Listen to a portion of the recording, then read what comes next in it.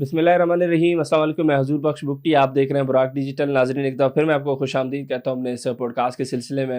آج ہم پاکستان کی دیگر چیزیں بھی ڈسکس کریں گے۔ آپ کو پتہ ہے کہ کس طریقے سے پچھلے کچھ دنوں میں یا پھر کچھ مہینوں میں دہشت گردی کا ایک جو ناسور تھا اس میں ہم نے اضافہ ہوتے دیکھا ہے۔ وہ مسجد میں جو اٹیک ہوا تھا رلائی میں، اس کے پیچھے باجوڑ میں جو کنوائی پہ اٹیک ہوا، بنو میں ہوا جو لیفٹیننٹ کرنل فراز کے ساتھ ایک جوان ہمارے شہید ہوئے تھے، ساری چیزیں ہوئی۔ اس کے بعد اسٹیٹمنٹ آیا تھا، اس سے ایک دن پہلے بھی آیا تھا ہمارے ڈیفنس منسٹر کا کہ اگر افغانستان کی سرزمین دہشت گردی کو مطلب کے لیے استعمال ہوتی ہے پاکستان کے اگینسٹ، تو پاکستان کبھی بھی ہچکچائے گا نہیں ایئر اسٹرائک کرنے میں۔ انہوں نے ایک اندیشہ دیا تھا، وہ چیزیں بعد میں ہوئی بھی، ہم نے بھی دیکھا کس طریقے سے 21 فروری کو پاکستان نے اسٹرائک لانچ کیے، انٹیلیجنس بیس تھا یہ، اور 3 پروونسز جو ہیں افغانستان کے، ان میں جو ہائیڈ آؤٹس تھے ملیٹنٹس کے، اس کو نشانہ بنایا گیا، پکتیکا، خوست اور نگرہار میں۔ تو 7 دیگر جو ہائیڈ آؤٹس تھے ان کو نشانہ بنایا گیا۔ 105 کے قریب جو خوارج تھے وہ جہنم واصل ہوئے اور 30 کے قریب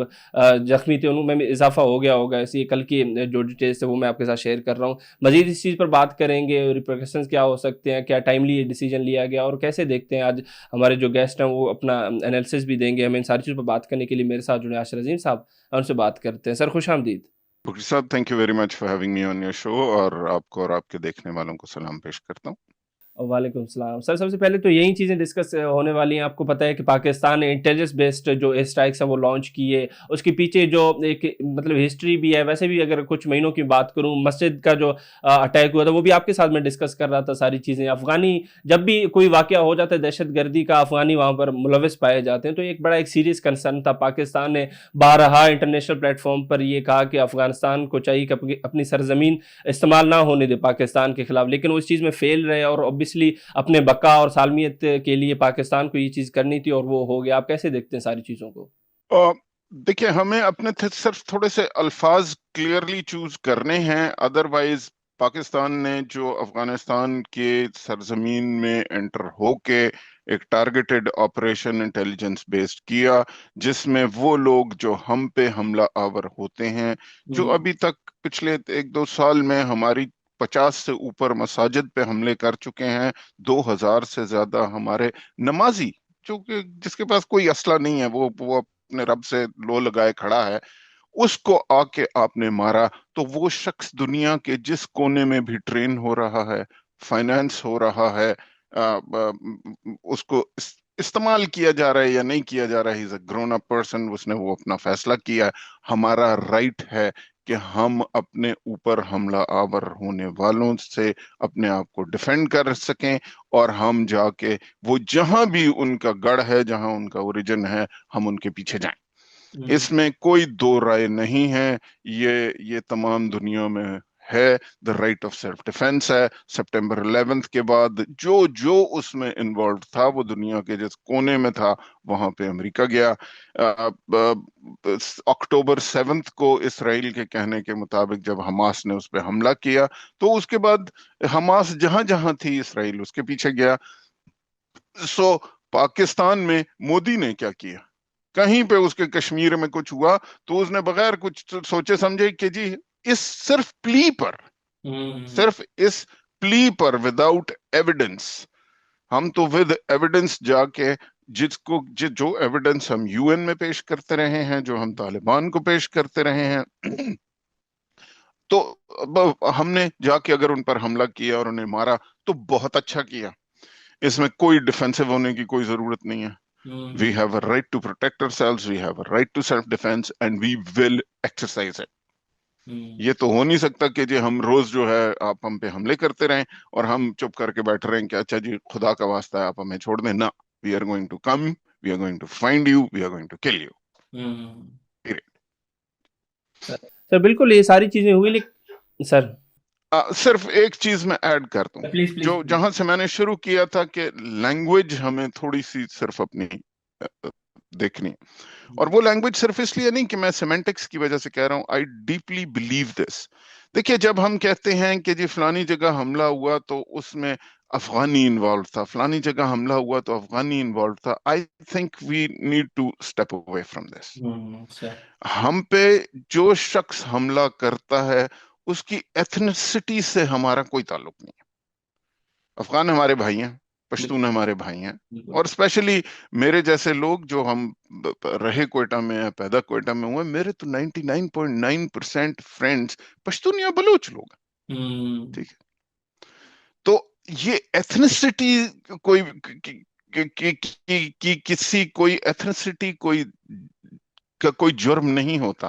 یہ تو وہ والی بات ہے نا کہ جی I have a right to this land کیونکہ میری فلانی ایتھنسٹی ہے، میں فلانے کو اس لیے مار سکتا ہوں کہ اس کی یہ ایتھنسٹی ہے. نہیں، ہم کسی کو اس لیے نہیں مار رہے کہ اس کی یہ ایتھنسٹی ہے، وہ ہوں ہمارے بھائی ہیں.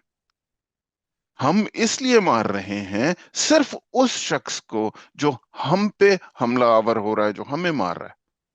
بالکل سر، یہ ساری چیزیں ہوئی، لیکن ادھر ایک طبقہ تھا جو بالکل اس چیز کو کرٹیسائز کر رہا تھا، جو اپنے جو مطلب ایک حق کی بات کی، رائٹ رکھنے کی بات کی. بالکل یو این کی بھی چارٹر ہے 51 آرٹیکل کی بات کرو، inherent right of self defence. Sir وہ چیز کو مد نظر رکھتے ہوئے پاکستان نے ساری چیزیں کی، لیکن پی ٹی آئی ایک واحد ایک مطلب تحریک ہے یا پھر پولیٹیکل پارٹی آپ کہہ لو. ان کے جو سوشل میڈیا پہ دیکھ کر مجھے تو بہت عجیب لگا کہ وہ اس چیز کو کسی نہ کسی طریقے سے کرٹیسائز کر رہے تھے کہ پاکستان نے غلط کیا ہے، اور انڈیا کا بھی وہ ایک قسم کا ایگزامپل دے رہے تھے کہ اگر پاکستان کر سکتا ہے تو انڈیا نے کیا تھا تو وہ بھی صحیح تھا. مطلب مجھے یہ چیزیں سمجھ نہیں ہے، میں چاہوں گا کہ آپ اس چیز پر بات کریں. دیکھیں، پی ٹی آئی کی تو کسی کو بھی سمجھ نہیں آئی. اگر ہم یہ کہیں کہ آپ کو نہیں آئی تو مجھے بھی نہیں آئی. مطلب یہ تو ایک ایسی عجیب جماعت ہے جس کو ایک ایسا شعور دیا ہے جو کہ جس جس ٹہنی پہ بیٹھے ہیں اسی شاخ کو کاٹتے ہیں. آ، خود ملک دشمن ہے، ٹھیک ہے جی. اور مطلب اب ان کو انسان کیا کہے، مجھے سمجھ نہیں آتی کہ جی آپ کا کیا. And this is exactly the card that they are playing, ethnicity. Sir ٹھیک بالکل. ہے جی. جو بات مجھے سمجھ میں آئی ہے، پی ٹی آئی اب ایک چھوٹی سی جماعت، ایک صوبے کے چند لوگ رہ گئے.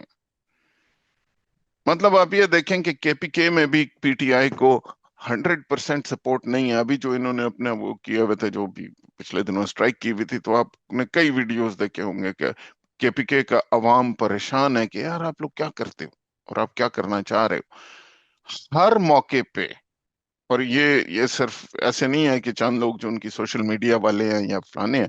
مطلب ایک، میں اس سیریسلی اس گند میں جانا ہی نہیں چاہتا جس طرح کا سوشل میڈیا ان کا، جس طرح کے ان کے اوورسیز سوشل میڈیا والے بیٹھے ہوئے ہیں. یہ وہ لوگ ہیں جن کا کوئی پرنسپل نہیں ہے، ان کا کوئی ملک نہیں ہے. یہ جہاں پہ سے ان کو پیسہ ملتا ہے، جہاں سے پہ ان کا سیلف انٹرسٹ ہوتا ہے، یہ اس طرف چل پڑتے ہیں. ان کا کسی پرنسپل سے کوئی تعلق نہیں ہے. ان کا کیریکٹر یہ ہے کہ جناب، ابھی میں کیا بولوں، میں کسی پہ پرسنل کوئی بات نہیں کرنا چاہتا ہوں، لیکن مطلب آپ کو پتہ ہے کہ یو اے میں اگر آپ انگوٹھے لگواتے رہے اپنے باپ کے،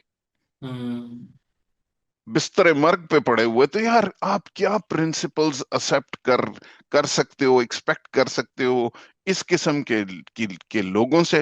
جب پاکستان اور انڈیا کی جنگ شروع تھی تو right up to the top, not just their overseas YouTubers, لیکن ان کی اپنی لیڈرشپ، خان صاحب کی بہنیں پاکستان کے خلاف بیان دے رہی تھی، انڈیا کے سپورٹڈ بیان دے رہی تھی. مطلب میں سوری بٹ یہ پولیٹیکل پارٹی اب نہیں ہے. پاکستان کا جو بھی دشمن ہے، جیسے میں نے پہلے کہا، وہ جہاں بھی ہے دنیا میں، اس کی کوئی ایتھنیسٹی نہیں ہے. جو پاکستان پہ حملہ کرے گا، دیکھیں یہ بات ابھی میں نے بالکل کھلے عام کہی کہ جی فیض حمید پاکستان کے خلاف کام کر رہا تھا.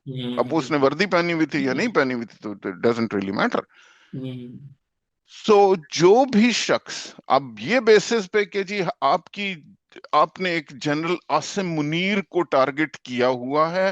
آپ دیکھیں کس قسم کی گھٹیا سوشل میڈیا کیمپین آج بھی چل رہی ہے اس وقت، اور یہ ان کے بیٹھ کے اوورسیز میڈیا چلا رہا ہے، پی ٹی آئی کے آفیشل لوگوں سے وہ چل رہی ہے.